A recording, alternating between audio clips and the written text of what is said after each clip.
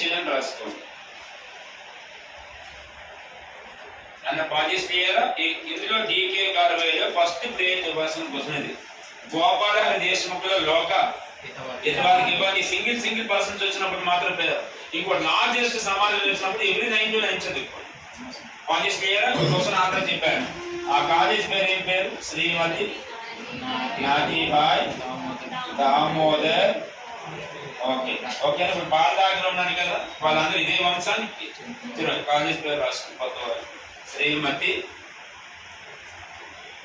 నన్న కాలేజ్ పేరు రాసు. యూనివర్సిటీ పేరు అని కాలేజ్ యూనివర్సిటీ నేమ్ శ్రీమతి నాథీభాయ్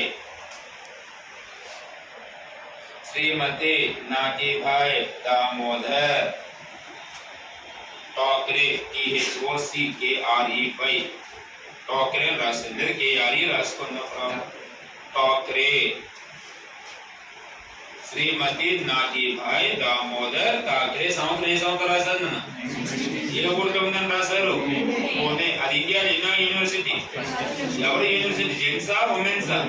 ఉమెన్స్. ప్రస్తుతానికి క్యాంపా యూనివర్సిటీ పేరేం పేరు? సావిత్రి పూలే యూనివర్సిటీ. బ్రాకెట్ రాసుకో.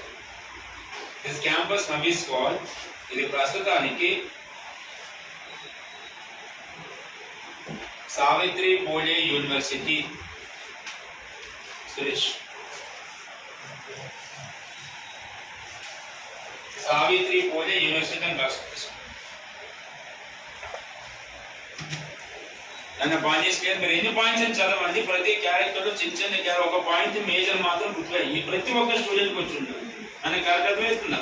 కొన్ని స్మాల్ ఎగ్జాంపుల్ అన్న పాత గ్రూప్ 2 క్వశ్చన్ తెలుసా? Match the following. A Lokahitawadi. Example C రెండో దాంట్లో first women university. C also Brahmo Samaj. ఏ సమాజం? బ్రహ్మ సమాజం. ఓకేనా? నా ఫోర్త్ వన్ మహిళ ఆర్య సమాజం. 4 ఇచ్చి 4 క్యారెక్టర్ ఇచ్చి మ్యాథ్స్ ఫాలో అయినా అంటే ఇంపార్టెంట్ పాయింట్స్ మీదే ఉంటుంది. అర్థమవుతుందా? లేదా స్టేట్మెంట్ ఇచ్చింది అనుకోండి బ్రహ్మ సమాజానికి సంబంధం కానిది. ఎందుకంటే నెంబర్ ఆఫ్ పాయింట్స్ ఉన్నాయి కాబట్టి అవి ఏ పాయింట్ ఇస్తే అందులో 3 కరెక్ట్, ఒకటి రాంగ్ ఆన్సర్. చదివేటప్పుడు మెథడ్ మార్చుకోండి. న్యూ ట్రెండ్స్ ప్రకారం అంటే బిట్స్ లాగా అస్సలు ప్రాక్టీస్ చేయకండి. సక్సెస్ కాలేదు. ముందే చెప్తున్నా. స్టోరీని చదివి స్టోరీని బిట్స్ కింద కన్వర్ట్ చేస్తే చాలు. ఇంత point close. Next one just రెండో క్వశ్చన్ రైజ్ చేస్తున్నాను. మేజర్ పాయింట్స్ అయిపోయినాయి కదా, మైనర్ పాయింట్స్ తీసుకోవాలి. డీకే కార్వేకి మన భారత ప్రభుత్వం 2 అవార్డ్స్ ఇస్తారు. ఒకటి పద్మభూషణ్, 2 భారతరత్న. పద్మభూషణ్ భారతరత్న ఎవరికి ఇచ్చారు? Next one he taken 2 awards. ఇతను 2 అవార్డులు గెలుపొందాడు. పద్మభూషణ్. ఫస్ట్ వన్ జీకేలు గుర్తుపెట్టుకొని జస్ట్ ఎక్సెస్ కింద చదువుకోండి. పద్మభూషణ్ 1955 అని రాసుకోండి.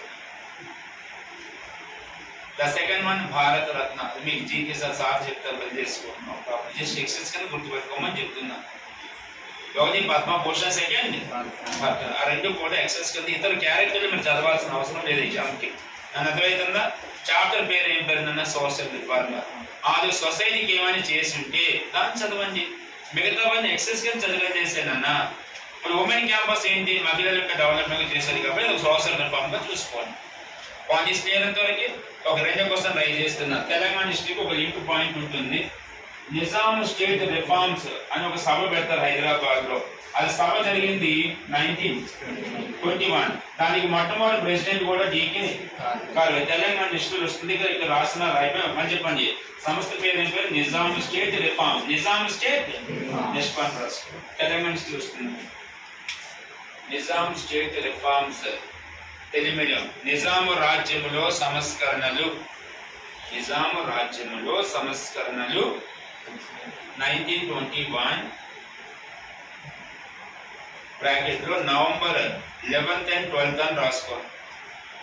నిజాము రాజ్యములో సంస్కరణలు అని రాశారా? ఓకేనా? ఈ ఎప్పుడు రాశారు? 1921. 2 రోజుల programme November 11th November 12th అని రాసుకోండి. కాలేజ్ క్లియరా? ఓకే. అది ఎక్కడ జరుగుతుందని అడుగుతారు. ఒక సినిమా థియేటర్ లో పెడతారు. ఆ మీటింగ్ జరిగిన సినిమా ప్రదేశం వివేకవర్ధిని. ఏం పేరు?